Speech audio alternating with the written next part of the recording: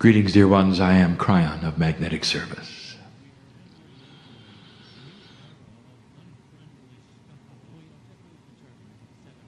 Again, we are here in a way that may seem strange to many. I want you to get used to hearing this voice.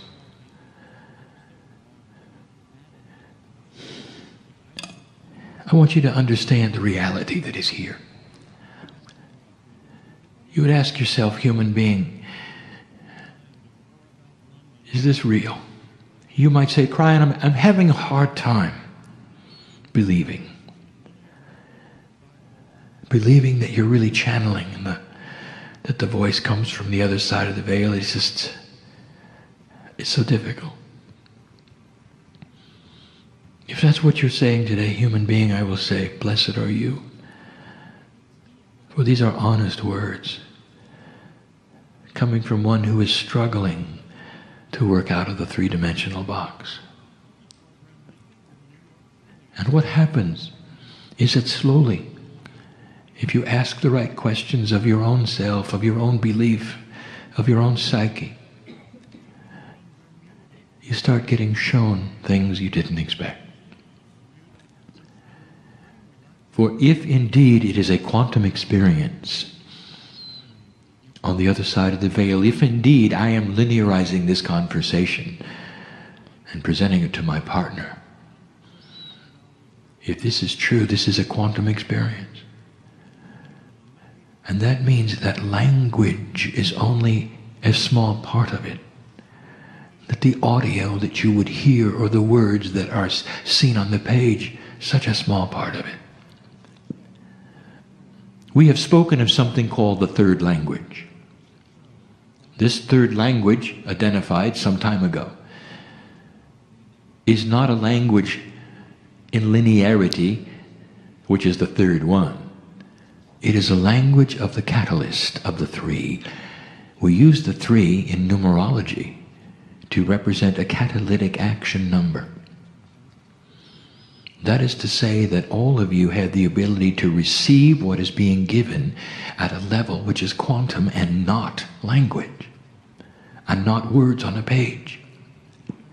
Even the reader of this particular message can ask for a quantum experience and be in the session with those who are in the session.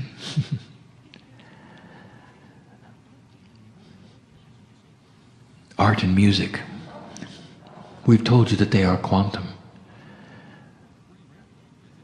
We have told you how you could go into the Louvre and watch a painting. That you can immerse yourself so completely that you can see and feel the artist creating it. That you become one with the creator of the painting. So much is there that is not for the human eye. And this is the one who appreciates the art. Music touches your very soul. All of the notes playing together in unison, in harmony. It is one of the only arts where all of that can be presented together and there's no limit to the number of musicians on a stage. But you can't do that with speech, can you? No limit to the number of colors on a palette. You can't do that with speech, can you? There's a little bit of quantum in everything, if you look. So look for it here before we start a message that is not going to be a quantum one filled with love necessarily, although it is. But we're choosing to do something unusual. We're going to give you some science. We've chosen perhaps an odd place for that. But we haven't. For we think in a quantum way. We wanted to come to this place. We want to honor those who built this building. We want to honor the ancestors who are listening. We've come to a very quiet place in the stillness of a Southwest. In order to give a message of clarity, of purity, so that others will also receive it in that fashion. So it is not about the message at all, it is about the delivery. It is about the energy of where you sit. It is about the preparation that we give my partner sitting in this place. And so we will. When we give a scientific message, when we give suggestions, I ask my partner to go very slow. Some of this has been revealed to him and some of it has not. I ask him to proceed slowly, for it will be seen and read clearly, and much will be seen around it. For what follows in this message is not just esoterics. There will be a practicality, and there will be physicists looking at it. And that makes my partner nervous. It is not going to be complex. For even the one sitting in the chair who doesn't understand science will still receive what they need to receive through the third language, and will understand why these things are being given. And all through this, the entourage which is poured into this place, which represents the ancestors of all of you, resounds even with the builders of this building, of the consciousness that allowed it to be planned so many years ago, for the display of ceremonies that it has on a regular basis, and what that means to the earth and the land, to continue to hear the ancients giving the sounds that they have given for so long. All of this wrapped into this building, into this place where my partner gives a message of science. Not necessarily a long one, but one which you have to hear.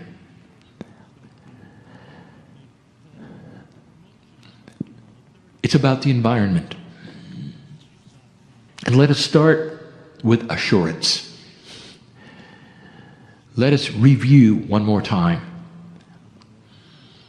that what you are seeing in weather changes on this planet you have not created by yourselves with human effort.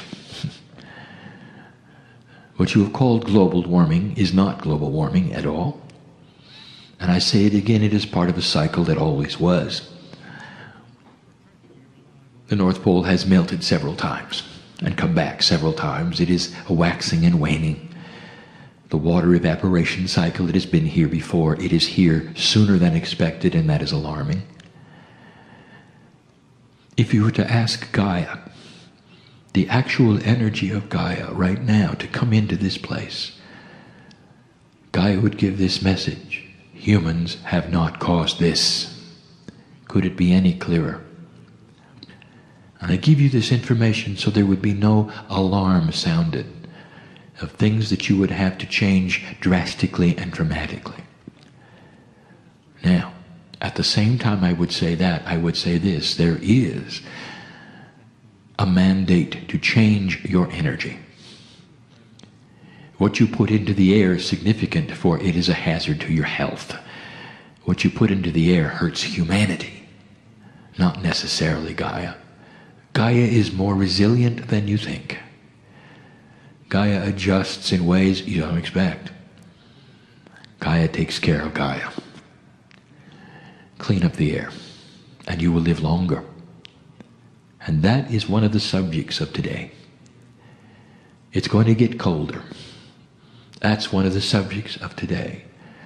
You're going to need more energy. That is the subject of today.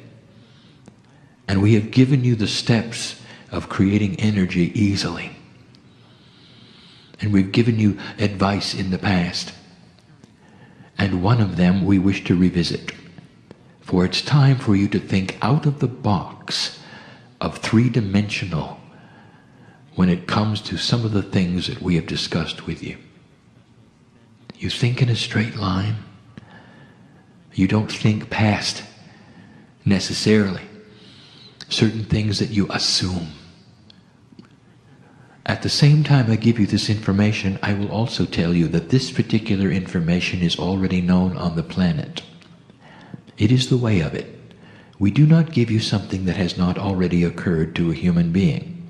Free choice is what we have told you is the operative word.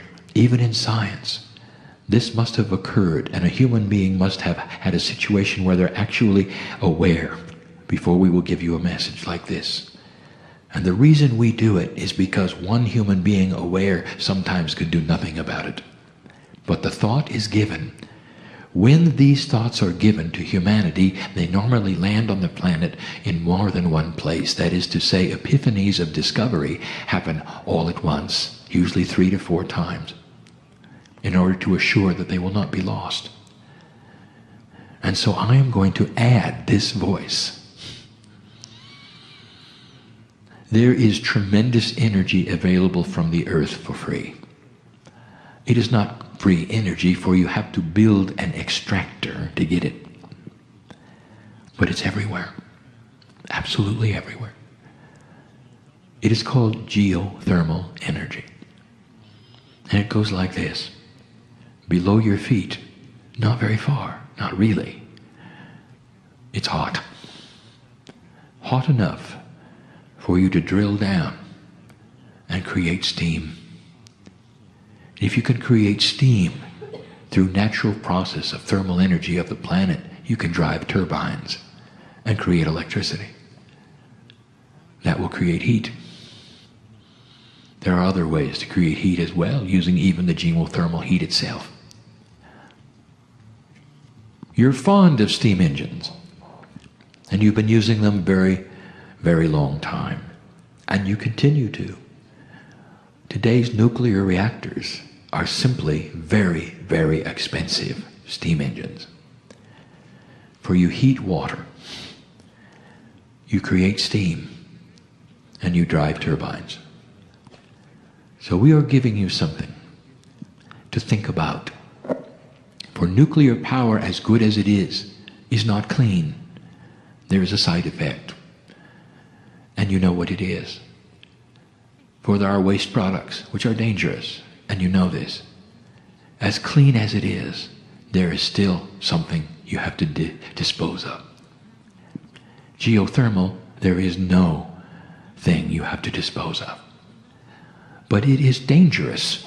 And now we open the discussion. If you can drill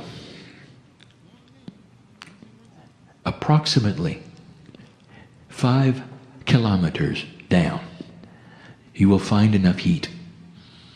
Now 5 kilometers to you is not that far in a straight line along the surface of the earth. Many of you walk that distance to school and work. It's not that far. But if you're going to drill down technically, it becomes difficult and dangerous.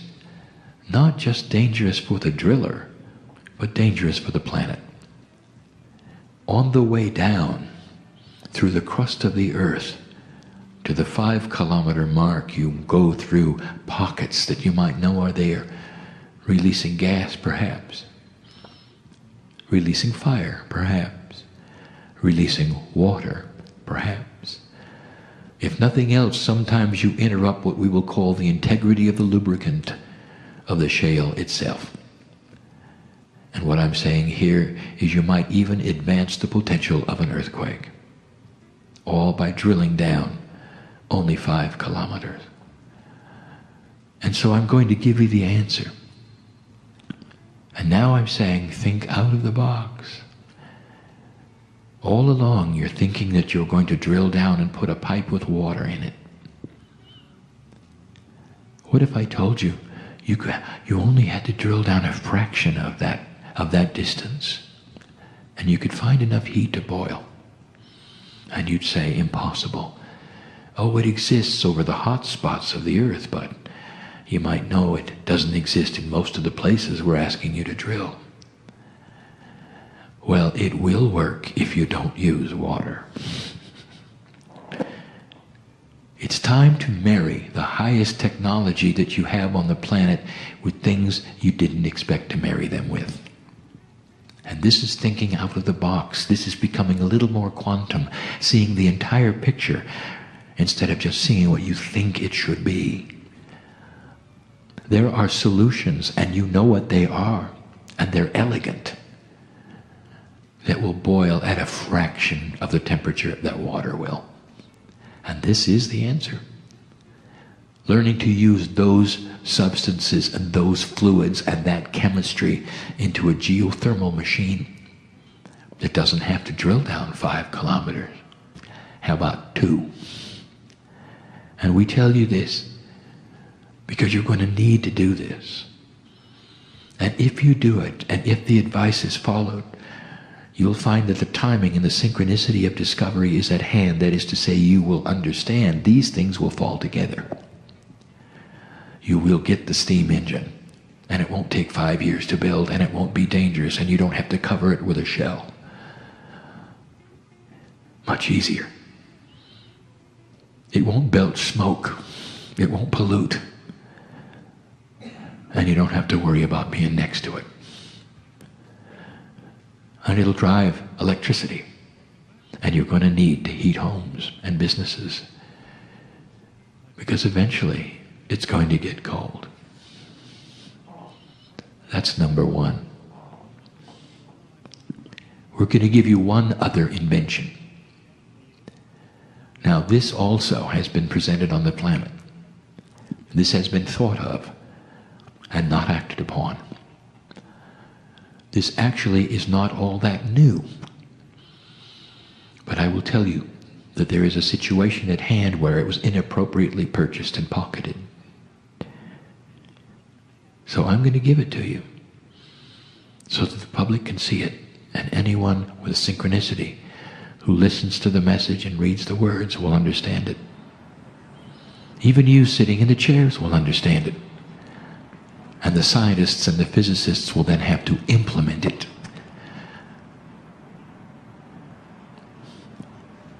The resource that this planet is going to need the most, as the population grows, as the weather changes, is what you probably already have guessed. Fresh water. Already it's becoming scarce. You will notice the snow is falling in the wrong place. The reservoirs are built for the old energy with the old weather. The aqueducts are built for the old energy and the old weather, and all the snow is falling in the places that are not obtainable for fresh water, and that will be the way of it. As the populations grow, scarce it becomes. And there is one answer. It is a profound way, when the earth is mostly water, to use the sea and the ocean. The ocean, of course, is not fresh water. And so you have to ask how to extract the salt. Desalinization exists today in a very inefficient way. Large amounts of water have to go into vats of containment and sit there, or large amounts of energy are used to heat the water in various ways, various attributes, various systems, some of them steam, some of them not, all requiring heat to take out the salt. It takes a long time. It's expensive. It's not efficient. It is not tenable to desalinate for an entire city. Only in places that simply have no fresh water at all is it used. So inefficient is it. Now I'm asking you to think out of the box, and I'm going to give you the answer. My partner, I want you to go slow here. Most of the cities on earth, of all of the countries on earth, the largest ones are on the coasts near the water. This is because over time, Those coastal areas were the places where trade could happen with ships and ports. And so you end up with the largest cities being on the ocean. It's a good place to start, is it not? To give water for them from the source which they can simply look at and use. The answer is not that difficult, but it requires something that has not been thought of, really. The highest technology you have today has to do with the smallest of the small. You call it nanotechnology. That which is extremely small, even taking form as what you would call robots, that could be inserted even into the bloodstream, perhaps even to seek out and kill disease. That's how small the nanoparticles are. You're making them intelligent through chemistry, through logic, through electronics, and cleverly you find that they can do many things. Now I'm going to give you a task. You're going to build a desalination plant where the water never stops flowing, where it can be treated and salt can be removed and a byproduct created that you had no idea about. It never has to rest. It never has to be cooked. There is no heat involved at all. It goes in one end and comes out the other in a steady flow. In one end it's salty, in the other end it's fresh, ready then for purification. And here is the answer. Through nanotechnology, in the first stages of the system with the water flowing, you release enough nanotechnology robots that are assigned to find the salt and attach themselves to it. Except there is a caveat, and that every single robot is magnetic. I am the magnetic master, after all. All of the salt then becomes magnetic. It's not that hard. You have the chemistry for it. You have the nanotechnology. Think out of the box. Think out of the box. Chemist, physicist, you can do it. On to the next stage, flowing into the next part, tremendous, huge electromagnets, pulling the salt out of the water completely and totally because the salt is magnetic. Out it goes. Oversimplified, perhaps. But this is the way of it. No heat involved. Now, the byproduct? You won't believe it. Oh, and it will be controversial when you discover it. Magnetic fields applied to water often creates water that is quite healing. Do you see where this is going? What a device that might be. It will be quantum, you know, because it uses magnetics. And this is what we wanted to give you today. This is what we wanted to have recorded today. In this way, that you might hear it. There is so much more. And just in closing, I will tell you what we see in the future, and we're not going to give you a time frame, for there is none.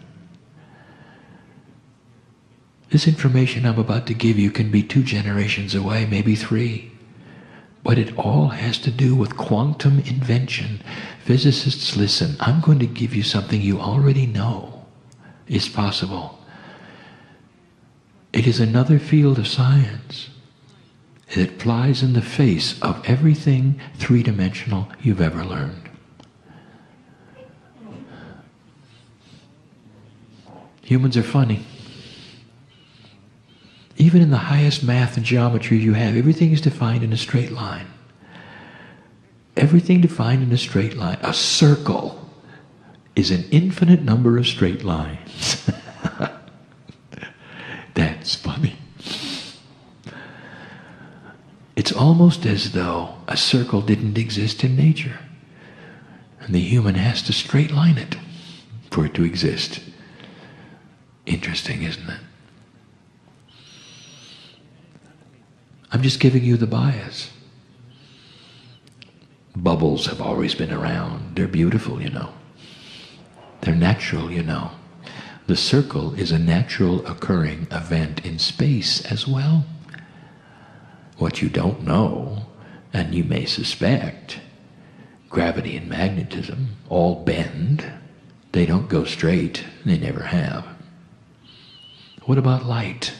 It doesn't either when affected by the other two. That ought to tell you something. Nothing is really a straight line at all.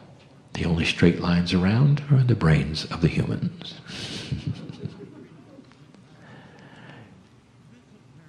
You're not using the right kind of math either, and we've told you that. There is an elegance of math that is quantum. And if I begin to tell you about it, even in the simplest terms, it's going to seem overly complex. Quantum math uses something that is going to be discovered, and we're going to give it a name, and that's going to be influential numbers. Numbers that exist not with empirical values, but with values that are influenced by the numbers around them. 4 is not a 4. 4 is modified because of the numbers that sit next to it. In a formula, in linearity, in counting, each time a formula is manufactured in a quantum state, looking for a solution, all of the numbers are modified by the numbers next to them. They're influential numbers. The 4 is affected by the 5. Reduced maybe by the 3. And in quantum math, if you use influential numbers, dear ones, it is a beautiful thing when you find out the attributes of them and they are consistent. You will then have the formula for a circle being a whole number, not an irrational number at all. It won't be pi. It'll be pi solved. We ask the physicists to work it backwards if you have to get a whole number of pi. That'll give you a hint at what has to be done. Imagine mathematics with influential numbers, where each number is not empirical, but influenced by the one around it. I'm giving you high math now. And here's how it's going to serve you. Because when you start to understand it, you're finally going to understand what I'm going to call the holy grail of physics. That's a human term.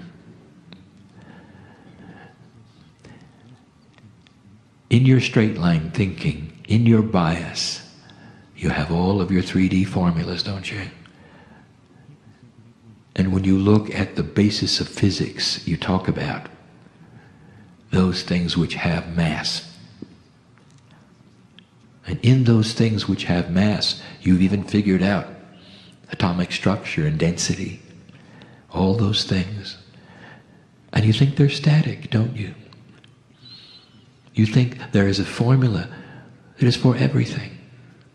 If it has so much mass, it weighs so much in a certain atmosphere, a certain gravity. You've got it all figured out. And I will tell you that all of those formulas are 3D. And as soon as you become quantum with them, they all stretch. All this to tell you this: it is possible for you to alter the mass of any object in existence. It doesn't matter how large or small or dense it is. You can alter the mass of it, and you have thought all this time that the formula is static, and it is not. In Yugoslavia, there's a workshop. Historic it is, for the man who thought out of the box, Tesla. Tesla. And in that workshop there are marks on the ceiling for the objects that took off on his workbench and went straight up. Shattered they did, hitting the ceiling they did.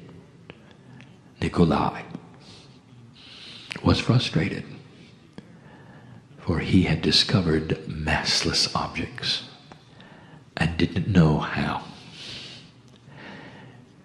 He thought out of the box, the only one in existence to ever give you a thought of how alternating current might work. Oh, it's more than 3D, study it. The same applies with numbers. The same applies with mass. And I will tell you that it is accomplished through magnetics. Always has been. And that was the experiment. In Tesla's time, without a computer, without any of the finite instruments you have today to measure what you have, he did it. But he couldn't control it. Frustrated he was. By the way, he's back. I'm not going to tell you where. Maybe he will listen to this and know what to do next. Clever it is how magnetic fields must be arranged around other magnetic fields.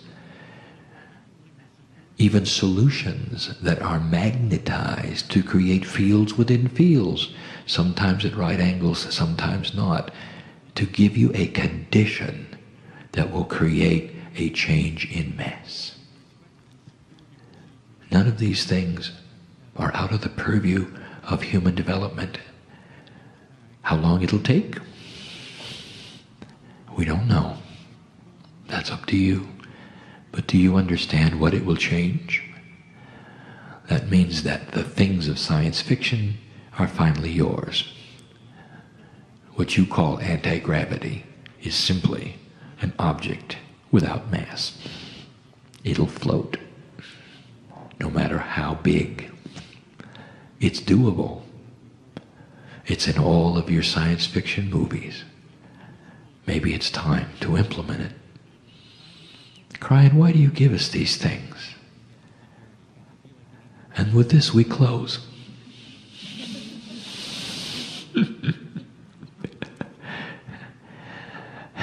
We want you to stay here.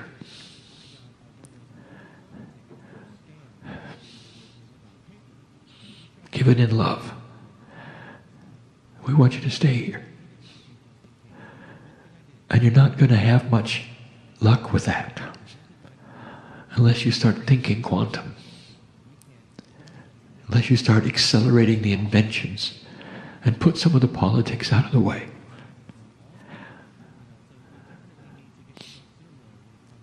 For the countries which must do this are the ones that have the highest technical abilities. And they also have the highest influential structures that are in the way of it all. It is time for the population to understand this and turn the physicists loose and not strap them with those things that are difficult with burdens. And maybe you don't know what I speak of, but they do. Because we want you to stay. In the process, there will be life extension. In the process, there will be epiphanies. In the process, you might even find that this message was accurate and true. And then you've got a puzzle, don't you? Physicist, if you're listening to this, you've got a puzzle. Because who is it who is speaking from the other side of the veil, giving you information that is true and real and scientific? At some level, you're going to have to say, it's the piece of you. At some level, you're going to have to admit that the spiritual and the sciences allied, and that the creative energy that created the earth and the magnetics and the gravity and all of the things you study is a piece of you. And maybe then you'll open up. And the things that you wish to have invented, all you have to do is open the box, because you already were there and you helped in their creation. How about that one? It all has to do with the puzzle. Is this real or not? Is Kryon real or not? Is love real or not? Well, some of you know, because you've sat in the presence of the Creator today, who loves you. This family on my side of the veil loves you. It's a wonderful Valentine message, isn't it? And so we say to you, dear ones, all of you, that all of the things that we talk about, whether they're scientific, whether they have to do with your Akash or your soul, the higher self, all of those things, there's only one purpose. To make the life you are living on this planet easier. For you to discover the compassion that is the glue that puts you together. That changes the earth itself. For the shift is upon you. And that which you call the 2012 energy is here. Let this be what it is supposed to be. A high time of consciousness, of scientific evolution with integrity, with an economy that is a re-emerging one with integrity, with government that slowly changes with integrity. Things that you would never put together, that in the past were oxymorons, couldn't exist together. Integrity and government, integrity and insurance, integrity with banking. All of these things, a new paradigm is upon you. This shift is difficult. And we have the warrior and the worker in the chairs in front of me. And they know it, because that's why they came. I know who you are. And I celebrate each one. And so it is.